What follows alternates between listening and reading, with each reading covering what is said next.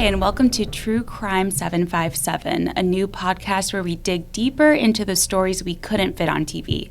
I'm Maddie Miller, and I'm here with our investigator, Margaret Kavanagh, and today we're going to be talking about a story Margaret's been covering for months, the story of Tia Johnson, who was seen on camera shooting and killing her boyfriend. But due to evidence Margaret uncovered in her investigation, Tia and her legal team are getting another chance to plead their case. So before we get into that, Margot, can you take us back to where this all started the night of the shooting? Yes, I mean, there's no doubt when you look at the video that Tia Johnson shot and killed her boyfriend. She got arrested 8 days after this happened, as police were investigating. She hired Eric Corselyn, who's a defense attorney who, over the years, I've interviewed him many times on a lot of different cases. And so I was in his office. We went there to go cover a separate case, and he was doing an interview with me. And that's when he first told me about this. And it was prior to the trial coming up. So she shot and killed him in February of 2024 and then had her trial about roughly a year later in January of 2025. So I'm in Eric's office and he's like, this case, and he's like, it's very odd. He just was like describing it, talking about it. He's like, and she keeps saying to me that she called 911 on him before for domestic violence, but they say that there's no record of it. So he first said that to me, right? And I was like, well, just dealing with the courts and 911 calls and stuff, I know that there's different ways, there's different avenues to track where that would be. So, but I'm doing all these other stories, but I kept it in my mind. I'm like, that's weird. And when we did the interview with him, it was just right before the trial. The trial happened. She gets convicted of first-degree murder for shooting and killing him. And then I sent in this FOIA request asking for just calls for domestic or any calls for service from the police to her address where she was living. And then we got those 2 calls back. We saw that there was 2 there. And then so I forget if I texted him or I called him. I'm like, hey, we got this. I see it came back. And he was like, oh my God. So that's how everything got going with the efforts and where we are at this point. So when you filed the FOIA, and I didn't know this until you did it, more information becomes available after the trial. Is that what you were saying? So yeah, in a lot of cases and courts, after a case is closed and done, you, as somebody that wants to get information, not in all cases, if there's any aspect of it that's still under investigation or if they're trying to prosecute somebody else, there's ways in which information can be hidden or kept private. But after a case is over, you should be able to open things up and see a lot more requested from the courts or whatever the information, specifically if it was presented in court, all the stuff that was part of the case, you should be able to get that. Okay, yeah. I see. So now when Corselyn wanted a new trial and he accused prosecutors of misconduct, but ultimately a judge said that there was no misconduct to be found. Can you explain that? Yeah, so after he discovered this 911 call, the 911 calls, because they both called 911 on each other that night, and the police were actually there 3 times that night. This was 6 weeks before you see her on video shooting and killing him. So during he files paperwork saying, prosecutors, there was misconduct in this case and it should all be thrown out and she should not be, she should be let go and go free. That was ultimately what, the efforts were. The Commonwealth's attorney came back and said, absolutely not. We did not engage in any kind of misconduct. And during the hearing on this, the judge did say he did not believe that there was prosecutorial misconduct and that if anything, it could be negligence. They messed up. They shouldn't, this information should have been presented to the defense attorney because in the documentation that we have, the emails before they went to trial, you can see Corselyn asking, she says that she called 911, can you please check again? Can you run it by the name? Can you run it by the address?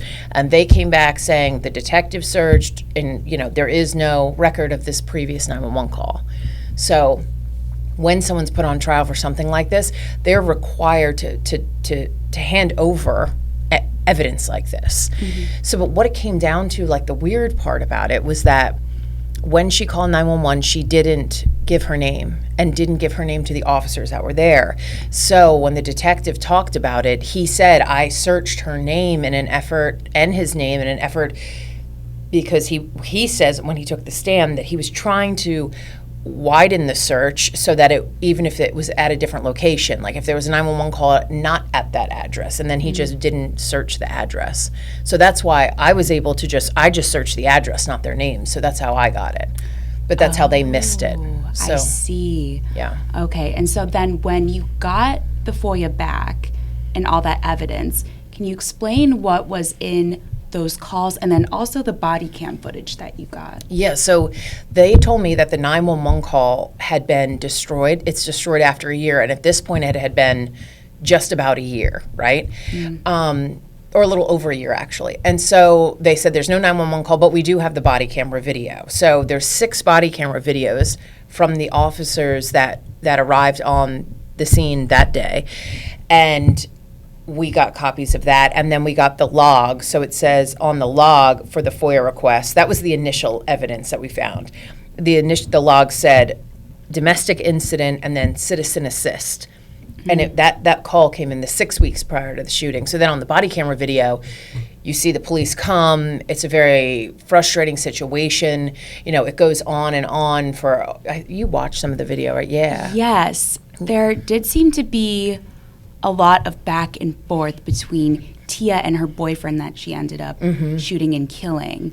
It was kind of hard to see in the body camera footage, like in some parts, because her child was there, so they had that blurred. You could see there was a lot of tension. He was accusing her of having his phone or something, but it wasn't so scary that police felt the need to like really intervene, you know? And I remember one officer saying, like asking one of them to leave just so the dust could settle, but it wasn't like enforced, right? Right. Look, like we told you last time, she doesn't want us in here. We can't just barge into this place and look for us. Excuse me, sir. I want to know my house now. 'Cause I'm So she didn't want to give her name and she just was saying, I want help with him getting out. She wanted him to get out. And the night that she shot him when she called up, she was also screaming and yelling like, get out, get out, get out, get out. Like, because it's her house. He doesn't permanently live there. They'd only been dating for a few months. He was just there, would be there.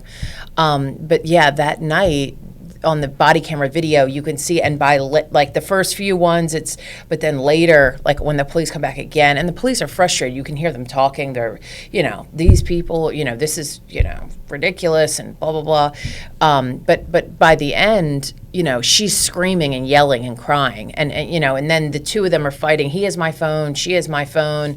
It was definitely like a domestic incident that you can see unfold, while they were there, the 3 different times that they came to the house that night. Wow, okay.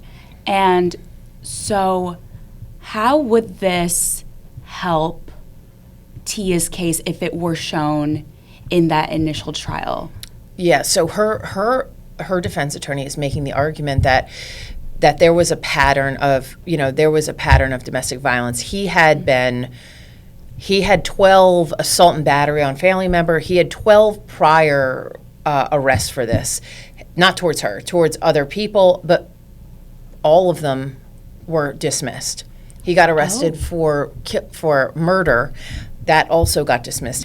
Tia kept saying that night that she says she called 911, she claims that he had like choked her to the point where she urinated on herself. So she says that he was, when he drank, would get violent towards her. Now, this is all just what she's saying, because when the police do come, you don't hear her say that. He hit me, he did this. The police, they said during the trial you couldn't see any evidence, like, on her body of, like, any kind of attack. Her defense attorney, argues the other way and says, no, that this woman was a victim of domestic violence. So during her first trial, they made this argument. She says, and her attorney says, that the Commonwealth made her look like a liar. Like, basically, she was like, I called 911 on him, right? And then during her first trial, the prosecutor said during the trial that, you know, she may have been abused, she may not have been abused. Well, we don't know, but there's no record of any previous 911 call. And I asked her, you know, she's like, I'm sitting there on the stand. I know that the police were there. I know that there was body camera video taken just 6 weeks before the shooting happened. And they're in her trial saying it doesn't exist. So that is what her attorney said gave her an unfair trial. The fact that you had these calls that were not handed over to him, even though he repeatedly asked for them, even saying search by address, and I don't understand exactly what, you know, why the address or how the address wasn't searched at that point, but it wasn't, and so here we are at this point. So the judge agreed she deserves to have another trial because, you know, because if that was presented, it could have affected the outcome. Like instead of first-degree murder, she could have gotten something like of a lesser manslaughter, involuntary, voluntary manslaughter. You know, just it could have had a different outcome. And he ruled that she is entitled to a new trial. And now she's out on bond. Yeah. And that does make sense. You know, if she's saying that these 911 calls exist and prosecutors were saying otherwise, that could impact a jury. You know, that's interesting. Yeah.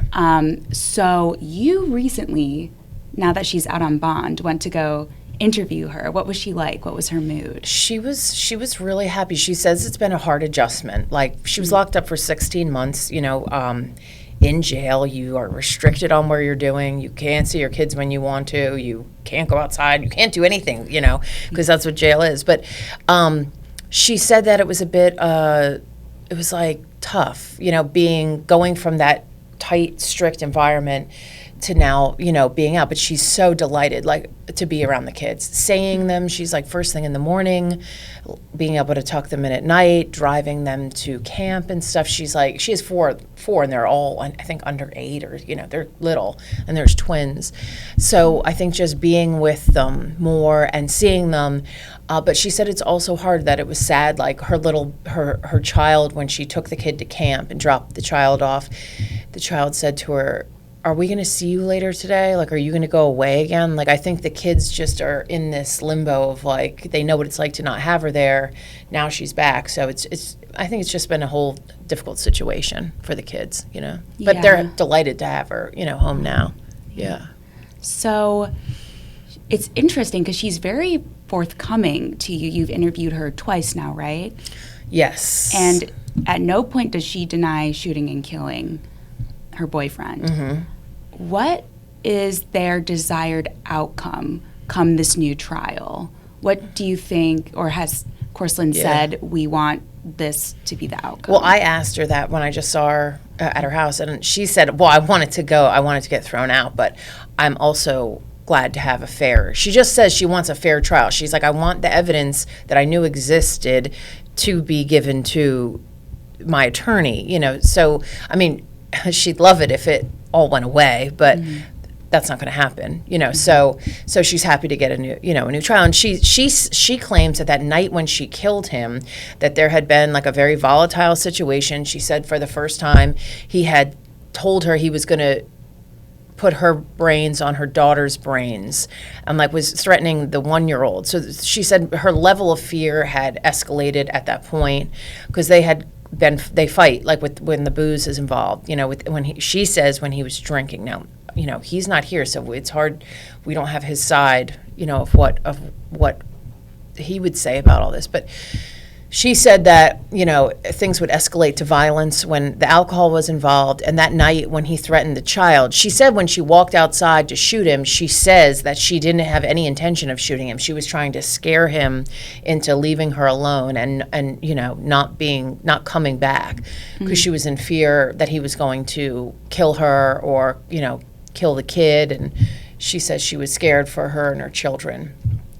You know, so, and then in the video that we got of after she shoots him, you see the police arriving, you see her being brought outside, you see her screaming, you know, when she looks and sees him. I have it all recorded. Yeah, I got it. It's fine. Calm down. What's wrong?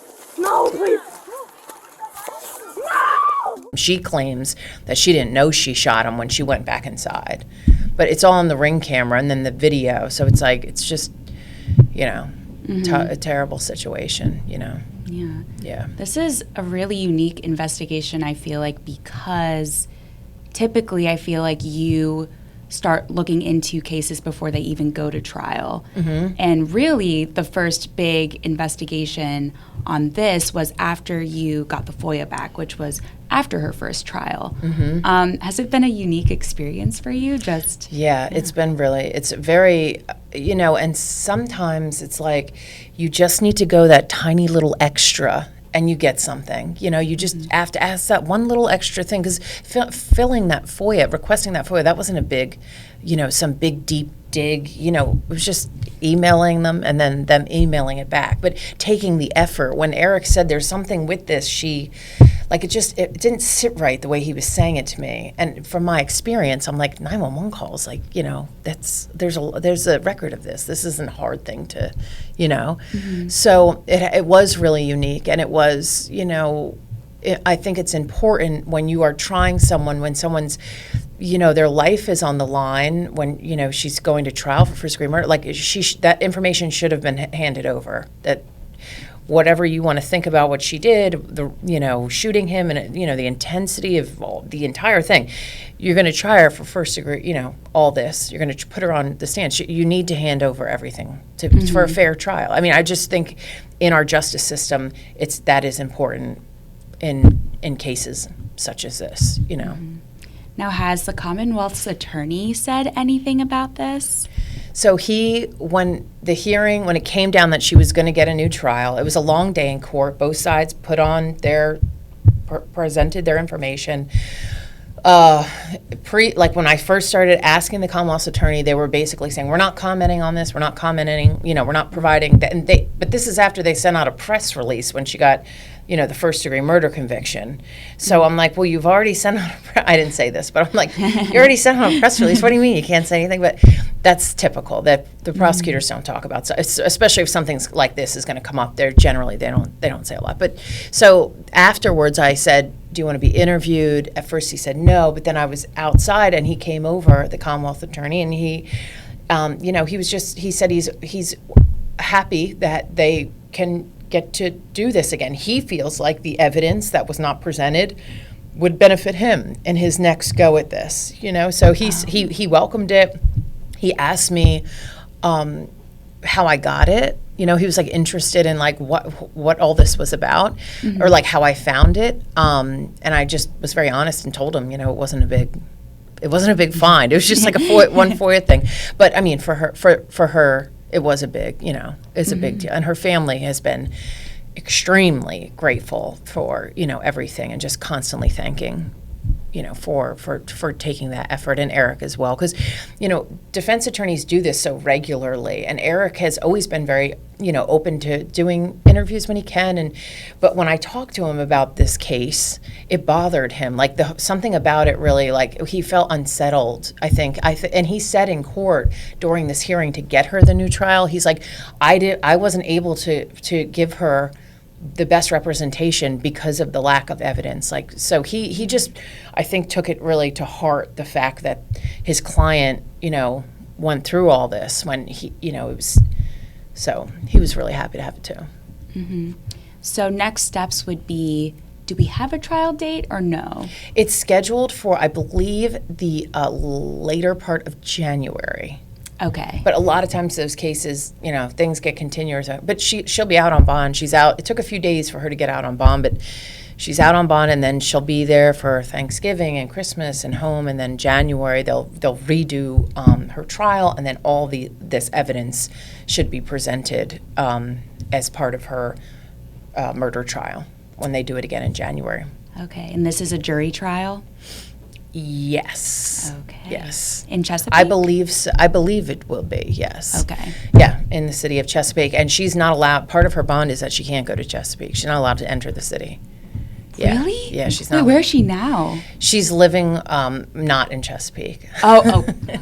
Yeah, but she's, yeah, so that was part of the stipulation of what she was allowed to do. She doesn't have that many restrictions on her, but that was one of the ones that the judge said, so.